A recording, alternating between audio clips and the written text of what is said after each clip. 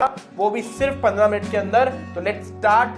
हमने जो mind map बनाया इतना प्रिसाइज बनाया कि देखो मैं जूम भी कर रहा हूं तो भी पिक्सल आपके नहीं पड़ रहे हैं। तो बच्चों यहाँ पे हमने पूरे चैप्टर को आपके लिए समराइज कर दिया है। तो प्यारे बच्चों नमस्कार, जीतू भाई आप सबका फिर से स्वागत करते हैं आपके अपने चैनल लर्न एंड शेयर के यूट्यूब प्लेटफॉर्म पे। तो बच्चों आज अपन क्या करने वाले, आज हम हमारी एनसीईआरटी कक्षा 12 का अध्याय संख्या जो 2 है, स्थिर वैद्युत की एवं धारिता, इलेक्ट्रोस्टैटिक पोटेंशियल एंड कैपेसिटेंस, उसका माइंड मैप या आप बोल सकते हो बहुत क्विकली एक वन शॉट देखने वाले हैं। आपके ब्रेन में एक इमेज बन जाएगी, एक स्टोरी बन जाएगी जिससे आपको चैप्टर यूं याद हो जाएगा। मेरी कोशिश यही रहेगी कि आपका ये माइंड मैप 10 से 15 मिनट से ज्यादा ना ले, एग्जाम से पहले इसको रिवाइज करके जाइएगा। मेरी श्योरिटी है कि आपको चैप्टर में कहीं पर भी प्रॉब्लम नहीं आएगी बच्चों, ठीक है। तो ज्यादा टाइम वेस्ट किए बिना माइंड मैप आज का स्टार्ट करते बच्चों। तो हम करने वाले हैं फिजिक्स का निपटारा, वो भी सिर्फ 15 मिनट के अंदर। तो लेट्स स्टार्ट। तो बच्चों सबसे पहले अपन पढ़ते हैं इसके अंदर। अच्छा, माइंड मैप जो है मैं आपको बता देता हूं। पढ़ेंगे अपन एंटी क्लॉकवाइज डायरेक्शन में, स्टार्ट फ्रॉम दिस पॉइंट और ऐसे ऐसे ऐसे ऐसे ऐसे चलते चलते चलते हम लास्ट स्थिर वैद्युत की स्थिति ऊर्जा तक पहुंचेंगे, ठीक है। तो अब हमने जो माइंड मैप बनाया इतना प्रिसाइज बनाया कि देखो मैं जूम भी कर रहा हूं तो भी पिक्सल आपके नहीं पड़ रहे हैं। तो सबसे पहले स्टार्ट करते हैं इस वाले पॉइंट से। इस चैप्टर में सबसे पहले अपन ने पढ़ा था बच्चों स्थिर वैद्युत की स्थितिज ऊर्जा। तो बच्चों स्थिर वैद्युत की स्थितिज ऊर्जा हम तब बोलते हैं कि जब कोई आवेश है जिसको अपन कहां से लेकर आ रहे हैं, अनंत से विद्युत क्षेत्र में लेकर आ रहे हैं, तो उस विद्युत क्षेत्र के विरुद्ध कुछ कार्य करना पड़ेगा। उस विद्युत क्षेत्र के विरुद्ध जो आपने कार्य करा है वही उस बिंदु पर विद्युत क्षेत्र का मतलब विद्युत स्थिर वैद्युत की स्थितिज ऊर्जा हो जाएगी, ठीक है। उसका हमारा सिंपल सा फॉर्मूला होता है। वो सिंपल सा फॉर्मूला हमारे पास क्या है, वो है हमारे पास फॉर्मूला ये रहा U इक्वल टू के क्यू क्यू अपॉन आर। जब हमारा आवेश कहां पर रखा हो, अनंत पे रखा हो। अगर हमारा आवेश जो है विद्युत क्षेत्र में रखा हो और उस आवेश को एक बिंदु से दूसरे बिंदु तक हमें लेकर जाना हो तो हमें कार्य कितना करना पड़ेगा, U2 माइनस U1 कर देंगे, के Q not 1 upon R2 minus 1 upon R1, ठीक है। यहां पर Q है वो चार्ज जो विद्युत क्षेत्र के अंदर है या जिसकी वजह से विद्युत क्षेत्र उत्पन्न हुआ है, और Q नॉट जो है जिसको अपन अनंत से लेकर आ रहे हैं, जिसको अपन बोलते हैं टेस्ट चार्ज, ठीक है। ओके, अब इसी से एक टर्म निकल के आती है जिसको अपन बोलते हैं विद्युत विभव एवं विभवांतर। अगर हम अनंत से एक कूलाम आवेश लेकर आए, या हम ऐसा बोल सकते हैं एकांक आवेश लेकर आए, ठीक है ना, एकांक आवेश लेकर आए, तो उसको लेकर आने के लिए आपने जो कार्य किया उसको अपन बोलते हैं विद्युत विभव, ठीक है। अगर कोई भी आवेश लेकर आ रहे हो तो स्थिर वैद्युत की स्थितिज ऊर्जा, और अगर आप एकांक आवेश लेकर आ रहे हो, एक आवेश लेकर आ रहे हो, तो जो आपने कार्य किया वो है हमारे पास विद्युत विभवांतर। विद्युत विभवांतर का फॉर्मूला होता है जो आपने पहले ऊर्जा निकाली थी या जो आपने कार्य किया था उसको आप Q नॉट से डिवाइड कर दो। जब आप Q नॉट से डिवाइड करोगे तो हमारे पास एक फॉर्मूला आ जाएगा के क्यू अपॉन आर। जब हमारा आवेश कहां से जा रहा हो, अनंत से जा रहा हो, ठीक है। जब हमारा आवेश कहां से जा रहा हो, अनंत से जा रहा हो, तो हम कौन से फॉर्मूले का यूज करेंगे, के क्यू अपॉन आर। अगर विद्युत क्षेत्र में एक बिंदु से दूसरे बिंदु पे जा रहा हो तो अपन कौन से फॉर्मूले का यूज करेंगे, V2 माइनस V1 या KQ 1 upon R2 minus 1 upon R1, ठीक है बच्चों। अगर हमारे पास किसी निकाय में एक से ज्यादा आवेश हो तो उस केस में हम क्या करेंगे, सारे आवेशों की वजह से जो भी विभव उत्पन्न हो रहा है उसको जोड़ देंगे, सिंपल। अच्छा, हमारे पास एक general formula V equals to W by Q naught, या अगर ये विभव का फॉर्मूला है और विभवांतर का फॉर्मूला है V2 माइनस V1 या फिर W2 माइनस W1।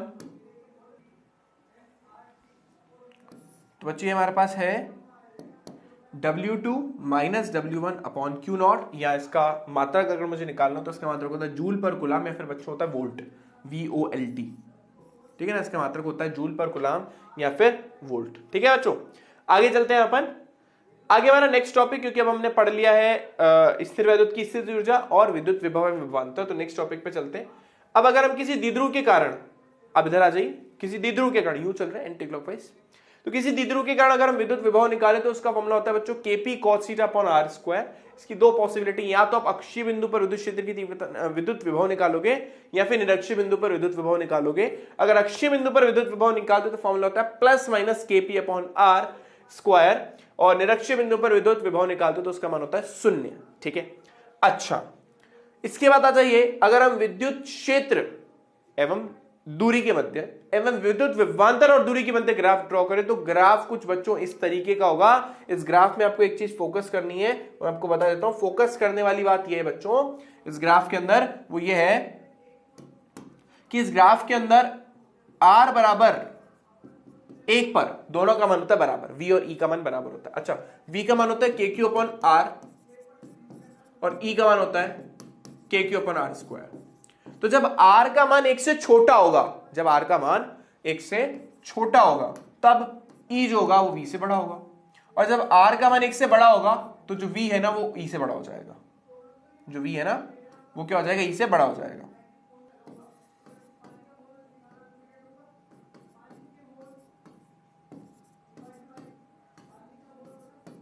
ठीक है बच्चों, तो ग्राफ में स्टार्टिंग वाली जो आपको लाइन दिख रही है ना ऊपर वाली, ये लाइन आपकी किसकी लाइन है, ई की लाइन है। तो देखिए जब हमारा आर का मान 1 से छोटा था तो ई जो है वो वी से हमारा बड़ा हो गया, और जब आर का मान क्या बोलते हैं 1 से बड़ा हो जाए तो उस केस में ई का मान वी से कम हो जाएगा। और इससे पहले वाली बात देखें तो जब आर का मान 1 से छोटा है तो वी जो है वो ई से छोटा है, और उसके बाद वी का मान जो ई से बड़ा हो जाता है। ठीक है, होप यहां तक सबको क्लियर है। अब आगे आ जाइए, इसके बाद आ जाती है बच्चों समविभव प्रश्न। जैसा कि नाम से आपको पता पड़ रहा है, एक ऐसी प्रश्न जिसके हर बिंदु पर विभव का मान समान हो उसे समविभव प्रश्न कहते हैं। तो इसके कुछ गुणधर्म होते हैं। पहला गुणधर्म है हर बिंदु पर विद्युत विभव समान होगा। दूसरा है अगर हम आवेश को समविभव प्रश्न पर एक बिंदु से दूसरे बिंदु तक लेकर आ जाते हैं तो किया गया कार्य जो होता है वो कितना होता है, शून्य। तीसरा होता है समविभव प्रश्न कभी भी एक दूसरे को नहीं काटती।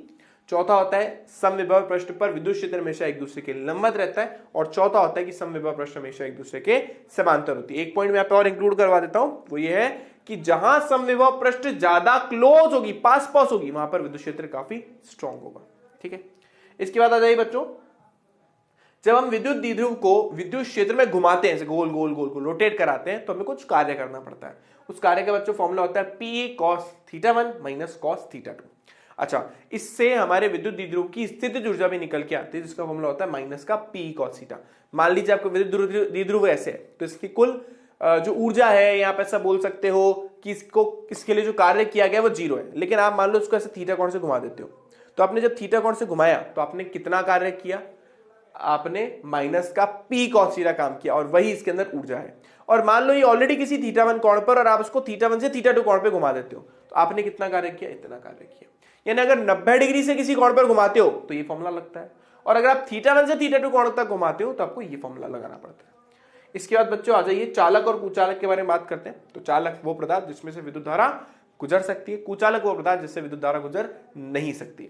ठीक है, अच्छा, चालक के भीतर विद्युत क्षेत्र हमेशा शून्य होता है, क्योंकि चालक के भीतर हमेशा विद्युत क्षेत्र शून्य होता है। तो हम किसी भी लोहे के डब्बे में ऐसे इंस्ट्रूमेंट को रख सकते हैं जो कि बाह्य विद्युत क्षेत्र से प्रभावित हो सकते हैं। ठीक है, इसको अपन बोलते हैं स्थिर वैद्युत की परिरक्षण, इलेक्ट्रोस्टैटिक शील्डिंग, मतलब बाह्य विद्युत क्षेत्र से वस्तुओं को बचाना। इसके अलावा बच्चों विद्युत क्षेत्र रेखाएं जो होती है वो चालक के हमेशा लंबवत होती है। ठीक है, आवेशित चालक हमेशा लंबवत होती है। अब हम इस चैप्टर के एक नए पार्ट पे आ रहे हैं बच्चों। वो पार्ट है हमारे पास धारिता। धारिता पे आ जाइए आप।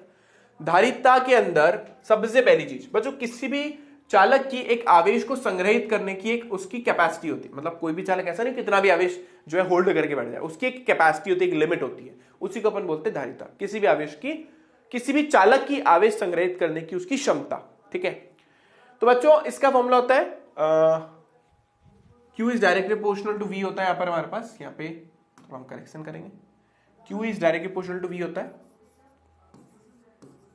तो Q इक्वल्स टू बच्चा हमारे पास कितना हो गया, CV। यहाँ पर C को हम बोलते हैं धारिता, किसी भी चालक की धारिता। यहाँ पर C का मात्रक होता है फैरेड। और अगर मैं Q और V के बीच में ग्राफ ड्रॉ करूंगा तो एक स्ट्रेट लाइन बनेगी, क्योंकि सीधे समानुपाती है। और इसकी जो ढाल है वो किसको निरूपित करेगी, इसकी ढाल आपकी निरूपित करेगी C को। ठीक है, अगर हम किसी गोलीय चालक की धारिता निकाले तो बच्चों गोलीय चालक की जो धारिता होती है वो कितनी होती है हमारे पास, वो होती है C is equal to 4πε0 into R, या इसको अपन बोल सकते हैं R/K। अब मान लो इसके चारों तरफ मैंने कोई माध्यम इंसर्ट कर दिया, कोई माध्यम लगा दिया, पेपर चिपका दिया लोहे की बॉल के ऊपर, है ना, या मोम वोम लगा दिया, तो उस केस में धारिता हो जाएगी 4πε0 जो कि प्रारंभिक धारिता का εr गुना है। इससे हम पृथ्वी की धारिता भी निकाल सकते हैं, और पृथ्वी की धारिता आती है हमारे पास 711 माइक्रोफैराड, जो अपने आप में बहुत कम है। मतलब अगर मैं पूरी पृथ्वी को आवेशित भी कर लूं तो पृथ्वी ज्यादा से ज्यादा उसकी जो धारिता निकल आएगी वो 711 माइक्रोफैराड, जो कि बहुत कम है। तो इस प्रॉब्लम को दूर करने के लिए हमने एक डिवाइस बनाई है, जिस डिवाइस का नाम होता है संधारित्र। ठीक है, संधारित्र एक ऐसी युक्ति होती है जिसमें हम दो क्या बोलते हैं प्लेटों का यूज करते हैं, और जो दो प्लेटें होती है बच्चों, उस दोनों प्लेटों में से एक पर पॉजिटिव आवेश होता है और दूसरे पर नेगेटिव आवेश होता है, और दोनों पास पास रखी हुई होती है। ठीक है, अब ये प्लेटें जो है वो गोले के रूप में हो सकती है, बेलन के रूप में हो सकती हैं, दो समांतर प्लेटें हो सकती हैं। तो इसके बेसिस पे संधारित्र को अपन गोलीय संधारित्र, समांतर प्लेट संधारित्र, बेलनाकार संधारित्र इसमें डिवाइड कर सकते हैं। लेकिन हमारे सिलेबस में एक ही संधारित्र वो है समांतर प्लेट संधारित्र, जिसमें दो प्लेट है, एक पर धनावेश है एक पर ऋणावेश है और दोनों एक दूसरे के समांतर रखी हुई है। इसकी धारिता का सूत्र होता है बच्चों epsilon not A by D. यहां से हमें समझ आ रहा है कि जो धारिता है वो अनुप्रस्थ काट क्षेत्रफल और आपकी प्लेटों के बीच की दूरी पर निर्भर करती है। ठीक है, अच्छा अगर इनके बीच में, इन प्लेटों के बीच में कोई पराविद्युत पदार्थ भर दो, जैसे मोम भर दिया, कागज भर दिया, तो उसकी धारिता कितनी हो जाती है, Cm equal to epsilon R into C. अगर हम संधारित्र को आंशिक रूप से भर दें, ठीक है ना, अगर हम उसको आंशिक रूप से भर दें, मतलब बीच में कहीं थोड़ा सा पार्ट भर दिया, ठीक है, जैसे मान लो कि ये संधारित्र है, मान लो ये संधारित्र है और इस संधारित्र पर ये पॉजिटिव चार्ज प्लेट हो गए, ये नेगेटिव चार्ज प्लेट हो गए, और आपने क्या करा, इस प्लेटों के बीच में कोई पराविद्युत पदार्थ भरा, लेकिन पूरी तरीके से नहीं, आधा ही भरा है। मान लो टी मोटाई का एक पराविद्युत पदार्थ अपन ने भरा है इसमें, ठीक है ना, टी मोटाई का एक पराविद्युत पदार्थ भरा हुआ है, तो बाकी बारे पार्ट में एयर भरी हुई है, तो उस केस में फॉर्मूला हो जाएगा epsilon not A upon D minus T plus T upon epsilon R। ये धारिता का फॉर्मूला होगा अगर आप आंशिक रूप से पराविद्युत पदार्थ को भरते हो तो। ठीक है बच्चों, अब हम बात करते हैं संधारित्रों के संयोजन के बारे में। तो संधारित्र को दो तरीके से संयोजित किया जा सकता है, श्रेणी क्रम और समांतर क्रम। ये हमारे प्रतिरोध का जस्ट उल्टा होता है। जैसे प्रतिरोध में क्या होता था, श्रेणी क्रम में फॉर्मूला होता था R बराबर R1 plus R2 plus R3 and so on, और समांतर क्रम में होता था 1 upon R1 plus 1 upon R2 plus 1 upon R3। यहाँ पे जस्ट उल्टा है, यहाँ पर श्रेणी क्रम में फॉर्मूला होता है 1 अपॉन C तुल्य बराबर 1 upon C1 plus 1 upon C2 plus 1 upon C3 and so on, और समांतर प्लेट में होता है C1 plus C2 plus C3 and so on. अच्छा, श्रेणी क्रम में अगर सारे संधारित्र सेम हो जाए तो फॉर्मूला हो जाएगा C बाय N, और समांतर क्रम में सारे संधारित्र सेम हो जाए तो फॉर्मूला हो जाएगा NC। इसके बाद आते हैं बच्चों संधारित्र की ऊर्जा के बारे में। जब संधारित्र को हम चार्ज करने की कोशिश करते हैं तो हमारी बैटरी को कुछ ना कुछ कार्य करना पड़ता है, वो कार्य उस संधारित्र में ऊर्जा के रूप में संचित हो जाता है। उसका फॉर्मूला होता है half CV square, half QV या half Q square by C।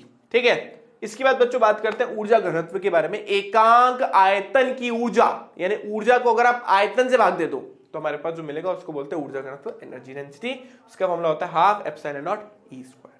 बच्चों लास्ट हमारा टॉपिक है, अगर हम दो चालकों को आपस में एक तार के थ्रू जोड़ दें तो तार के थ्रू जोड़ने पर जो उनका कॉमन वोल्टेज होगा, मतलब मान लो मेरे पास दो चालक हैं, इसमें से जो पहला चालक है इसका धारिता C1 है, वोल्टेज V1 है और उसके ऊपर Q1 आवेश है। दूसरा चालक है C2 V2 Q2, ये इनके ऊपर मान है। आपने इसको एक तार से जोड़ दिया, तार से जोड़ते क्या होगा, इनमें आवेशों का प्रवाह होगा। कब तक होगा, जब तक दोनों पे बराबर आवेश ना हो जाए, ठीक है, या दोनों का दोनों का वोल्टेज बराबर ना हो जाए, तब तक दोनों का वोल्टेज क्या होना है, जब तक बराबर ना हो जाए तब तक जो है इसके अंदर आवेशों का प्रवाह होता रहेगा होता रहेगा होता रहेगा। ठीक है बच्चों, तो ये जो क्या बोलते हैं कॉमन वोल्टेज होता है, ये जो उभयनिष्ठ विभव होता है, उसका फॉर्मूला होता है C1 V1 plus C2 V2 upon C1 plus C2, let me correct it, C1 plus C2। और क्योंकि जब ये तार में से आवेश जाएगा, मतलब इधर उधर आवेश जाएगा, तो कुछ ना कुछ ऊर्जा हानि भी होगी। उस ऊर्जा हानि का फॉर्मूला होता है 1 upon C1 C2 V1 minus V2 का whole square upon C1 plus C2। ठीक है, तो ये फॉर्मूला वैसे तो हमारे सिलेबस में नहीं है, बट यू शुड नो। ठीक है, तो बच्चों यहाँ पे हमने पूरे चैप्टर को आपके लिए समराइज कर दिया। एक बार थोड़ा सा रिकॉल कर लेते हैं हमने क्या क्या पढ़ा। तो बच्चों सबसे पहले अपन ने स्टार्ट करा था इसकी स्थिर वैद्युत की स्थिति ऊर्जा के साथ, फिर उसको अपन ने Q0 से भाग दिया तो हमें मिला विद्युत विभव। इसके बाद अपन ने किसी विद्युत द्विध्रुव की वजह से विद्युत विभव की कैलकुलेशन करी, फिर हमने दोनों के बीच का ग्राफ देखा E और V की तुलना करने के लिए, फिर हमने समविभव प्रश्न के बारे में डिस्कशन किया, फिर हमने इस द्विध्रुव को एक समान विद्युत क्षेत्र के अंदर घुमाया, कुछ कार्य की मान की गणना करी, फिर हमने चालक और कुचालक के बारे में स्टडी करी, फिर हम चैप्टर के एक दूसरे पार्ट पर आ गए थे। इसमें सबसे पहले अपन ने संधारित्र पढ़ा, सबसे पहले हमने धारिता पढ़ी कि धारिता क्या होती है, किसी भी आवेश की, किसी भी चालक के आवेश को संग्रहित करने की क्षमता। फिर हमने बोला यार धरती की धारिता तो बहुत कम आ रही है, तो हमने यार सोचा है कुछ मतलब कोई डिवाइस बनानी चाहिए, तो डिवाइस हमने बनाई संधारित्र जो ज्यादा चार्ज होल्ड कर सकता है। इसमें समांतर प्लेट संधारित्र पढ़ा, उसकी धारिता पढ़ी, उसके बीच में परावर्तित पदार्थ भरा, आंशिक रूप से भरा, पूर्ण रूप से भरा। फिर इन संधारित्रों का संयोजन करा, संधारित्र को श्रेणी क्रम और समांतर क्रम में संयोजित करा, फिर संधारित्रों की ऊर्जा के बारे में डिस्कशन करा, और सबसे लास्ट में दो संधारित्रों या दो चालकों को आपस में जोड़ दिया। तो बच्चों आई होप सबको ये बात समझ आ गई होगी। इस चैप्टर के लिए इतना ही। Thank you for watching this video. Bye.